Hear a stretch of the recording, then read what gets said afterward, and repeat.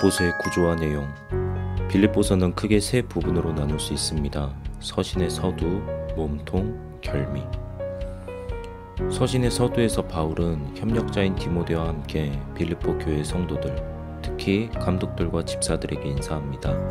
이어서 바울은 빌립보 교회 성도들이 복음을 위한 일에 참여하고 있음에 감사하며 이 일이 그리스도의 날까지 이루기를 바랍니다. 서신의 몸통은 바울의 자기 근황 소개로 시작되어 빌립보 성도들의 선물에 대한 감사로 마치기까지 크게 5 부분으로 나눌 수 있습니다. 먼저 바울은 자신의 상황에 대해 설명합니다. 그는 복음을 전하다 감옥에 갇히게 되었습니다. 하지만 낙담하지 않고 오히려 기뻐합니다. 이 일로 인하여 바울은 빌립보 교회 성도들에게 한 가지 권면을 하는데 그것은 복음에 합당한 삶을 살라는 것입니다. 이 복음에 합당한 삶이 빌립보서의 핵심 내용입니다. 첫째 단락에서 바울은 공동체 생활이 무엇인지에 대해 구체적인 가르침을 줍니다. 바울은 지금 빌립보 교회 성도들과 함께 있지 못하나 바울과 함께 있든지 그렇지 않든지 빌립보 교회 성도들은 복음에 합당한 삶을 계속해서 살아야 할 것입니다.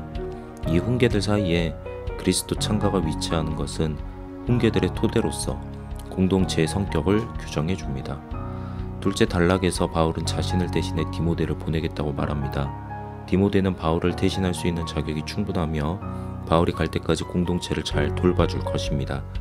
그 사이 바울은 먼저 에바브로디도를 통해 빌립보 교회에 보내는 서신을 들고 갈 것이며 빌립보 교회 성도들과 바울의 걱정을 덜어줄 것을 이야기합니다.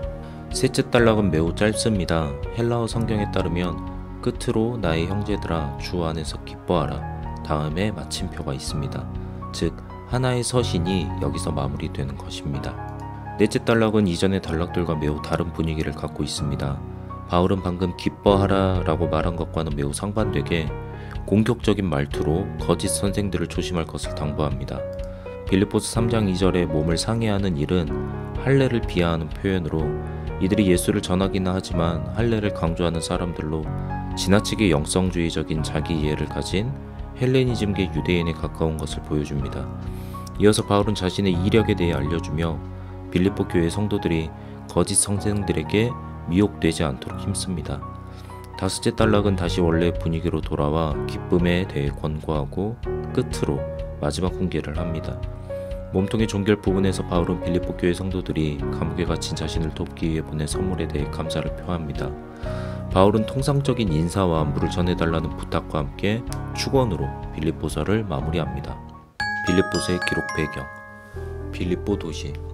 지리적으로 빌립보는 마게도냐 지방의 첫 성이라고 소개됩니다. 빌립보는 마게도냐 동쪽의 평야에 위치하고 있으면서 심볼론 산맥을 통과하는 산길을 통해 항구 도시 네아폴리스 및 에게에로 나갈 수 있는 입구를 점하고 있었습니다. 교역상으로나 전략상으로 유리한 위치에 자리 잡은 이 도시의 중요성은 그 주변에서 풍부한 양질의 금속이 산출됨으로써 더욱 증대되었습니다. 빌립보는 주전 365년에 알렉산더 대왕의 아버지인 필립 2세에 의해 세워졌습니다. 그는 그 지역의 야만인들을 몰아내고 새 도시를 건설한 다음 자신의 이름을 붙여 빌립보성이라 명명했습니다. 주전 168년 빌립보는 로마에 의해 점령되어 로마 제국의 일부가 되었고 주전 42년 로마의 내전이 일어나 안토니우스와 옥타비아누스의 군대가 브루투스와 카시우스의 공화국군을 무찌르고 그 전쟁에 공로를 세운 군인들을 그곳에 정주시켰습니다. 이 내전은 주전 31년 악티움해전에서 옥타비아누스가 안토니우스와 클레오파트라의 연합군에 승리하며 종식되었습니다. 옥타비아누스는 로마 전체에 평화를 가져온 통치자로 황제가 되어 아우구스투스, 존엄자라는 칭호를 취합니다. 전쟁에 승리한 옥타비아누스는 빌립보의 안토니우스의 해산된 군대와 자신의 제대 군인들을 정착시키며 자신의 이름을 붙여 콜로니아 율리아 아우구스타 필리펜시스라 명명했습니다. 빌립보의 시민들에게도 로마와 같은 법적 행정적 체계를 갖게 하고 로마 시민들처럼 로마법, 이우스 이탈리쿰의 적용을 받게 했습니다. 이것은 로마의 지방행정구역에서 누릴 수 있는 최고의 특권으로 빌립보인들은 이탈리아 반도 내의 로마 시민들이 누리는 모든 법적 혜택을 똑같이 누리게 되었습니다. 따라서 빌립보인들의 옥타비아누스에 대한 충성은 각별했으며 이는 곧 황제 숭배로 자연스럽게 이어졌습니다. 빌립보에는 디부스 율리우스, 디부스 아우구스투스, 디부스 클라우디우스와 같은 숭배의 기념물이 있었습니다. 사도 바울이 이곳에서 처음으로 복음을 전할 때 주 예수 그리스도의 구원을 선포했는데, 이는 빌립보인들에게 주인, 황제 이외에 또 다른 주요 왕인 예수를 섬기게 하는 것으로 오해되었습니다. 바울이 전하는 내용은 마치 황제에 대한 반역 행위처럼 보였습니다. 또한 종교적으로 빌립보는 다양한 신들을 섬겼는데 주피터, 미네르바, 아르테미스, 이집트의 이시스와 세라피스, 프리기아의 키벨레 등을 섬겼습니다. 바울의 빌립보 선교. 바울은 아시아 지역에서 선교 사역을 하던 중 비두니아로 가서 선교를 하려고 했지만 성령이 그것을 막는 경험을 했습니다. 이어서 어느 날 밤 꿈에는 한 마게도냐 사람이 나타나 건너와서 우리를 도우라고 청원하는 환상을 봅니다. 바울은 이것을 마게도냐의 복음을 선포하려는 하나님의 소명으로 보고 드로아 항구를 떠나 마게도냐 빌립보에 당도했습니다. 바울은 빌립보에서 복음을 전하기 위해 유대인들의 회당을 찾았을 것입니다. 하지만 빌립보에는 유대인들의 회당이 없었던 것 같습니다. 회당의 최소 구성 조건은 유대인 남성 10명인데 빌립보는 대부분 로마 시민들이 정착한 곳이라 그만큼의 유대인도 없었던 것 같습니다. 바울은 하나님을 경외하는 이방인 여인들이 안식일에 기도 모임을 갖는 강가로 갔습니다. 거기서 자색 옷감 장사 루디아를 만납니다. 루디아 지역의 두아디라시의 자주색 옷감은 매우 유명했습니다. 자주색은 고대의 부와 권력을 상징했고 값이 매우 비싸 주로 황제, 최고 귀족, 최고 사제들만 사용했습니다. 자주색을 내는 원료로는 지중해 연안에서 잡히는 소라의 내장이나 꼭두선이라는 나무의 뿌리가 있었습니다. 소라의 내장은 그 값이 매우 비쌌습니다. 루디아는 아마도 꼭두선이로 자주색 옷감을 만들어 판매한 것으로 보이는데 비교적 저렴한 원료로 비싼 옷감을 만들 수 있어 돈을 많이 벌었던 것 같습니다. 하나님께서는 이런 루디아의 마음을 열게 하셨고 이로써 빌립보의 복음의 역사가 시작되게 됩니다. 하지만 바울 일행은 도시의 우상 숭배와 점술 그리고 로마법에 의한 정치적 오해에 부딪혀 매를 맞고 감옥에 갇히게 되었습니다. 하나님께서는 그런 바울 일행을 지진을 통하여 기적적으로 구출하여 주셨습니다. 이 이적을 함께 경험한 간수는 그의 가족과 함께 회심하여 바울로부터 세례를 받고 구원을 받았습니다. 그리고 바울 일행은 로마 시민들인 자신들을 부당하게 대우한 빌립보시의 로마 관원들로부터 사과를 받은 뒤 빌립보를 떠나 데살로니가로 가 선교를 계속하게 됩니다.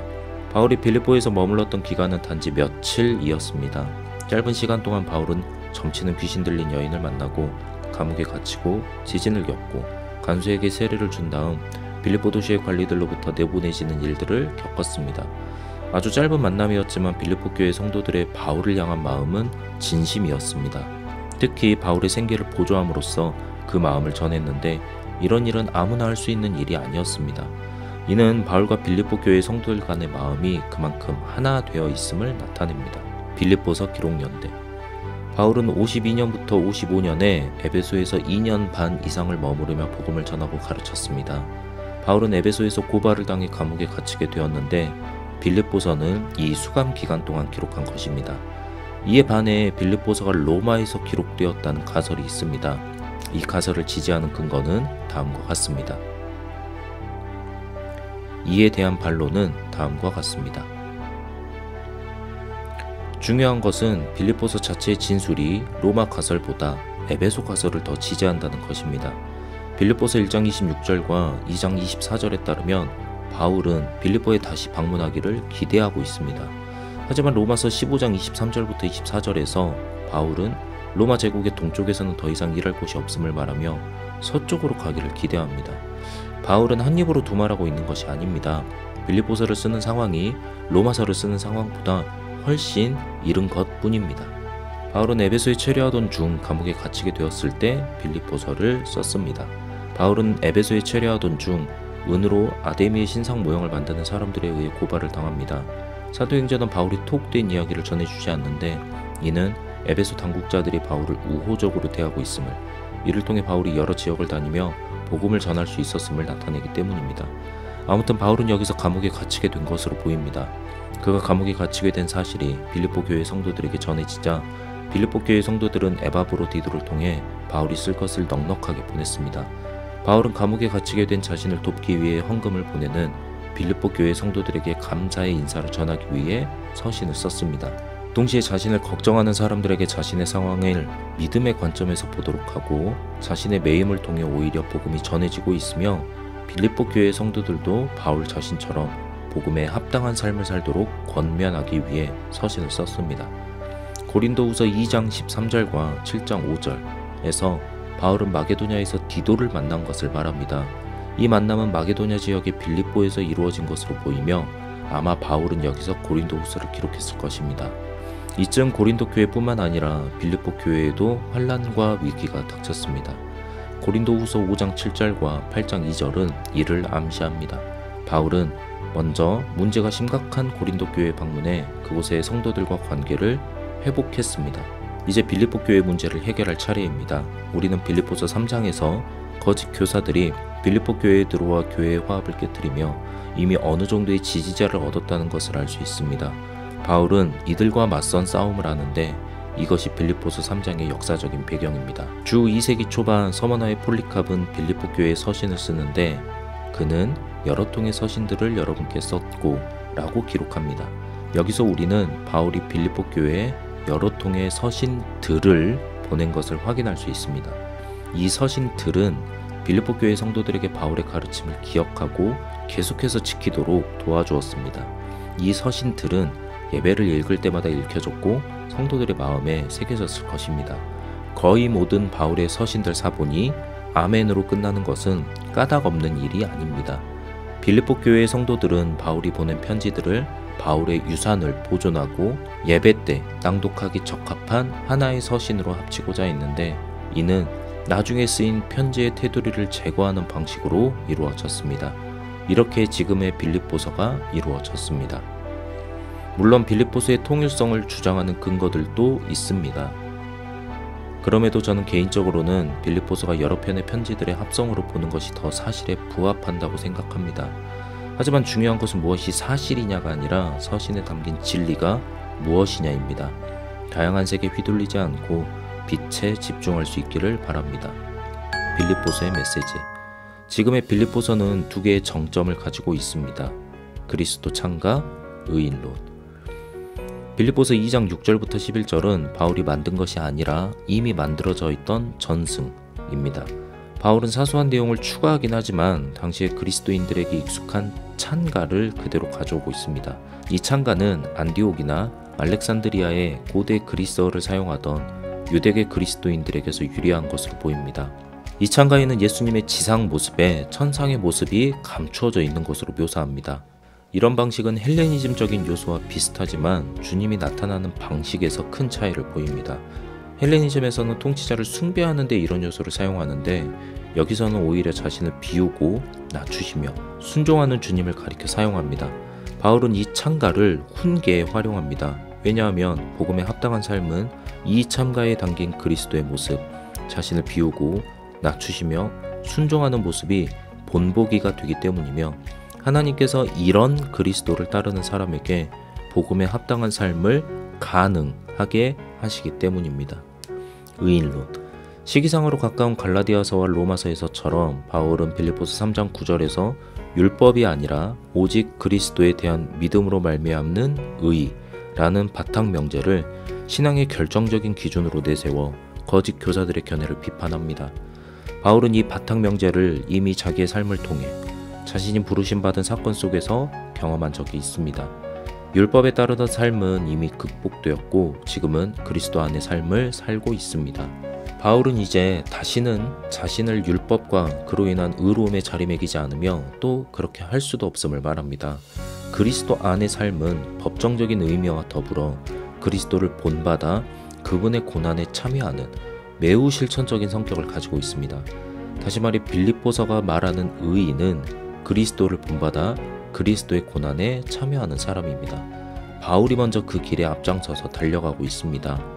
이런 사람들은 그리스도의 날에 죽은 자 가운데서 부활하게 될 것입니다. 물론 이 일은 결코 말만큼 쉽지 않습니다. 하지만 하나님께서 이 일을 이루신다는 바울의 확언이 큰 힘과 위로가 됩니다. 바울은 하나님께서 보여주신 환상을 통해 자신이 어디로 복음을 전하러 가야 하는지 깨달았습니다. 하지만 그렇게 도착한 빌립보에서 사역할 수 있었던 시간은 매우 짧았습니다. 더군다나 고발을 당해 감옥에 갇혔다가 추방당하기까지 합니다.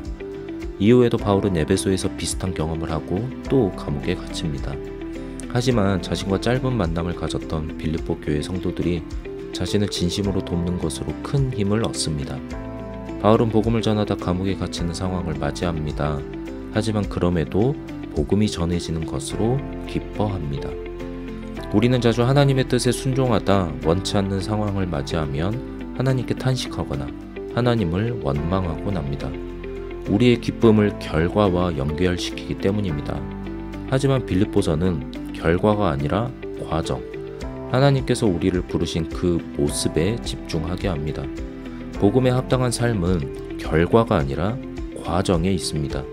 결과와 상관없이 과정에 집중할 수 있기를, 바울처럼 복음에 합당한 삶 그 자체가 우리의 기쁨이 될 수 있기를 바랍니다.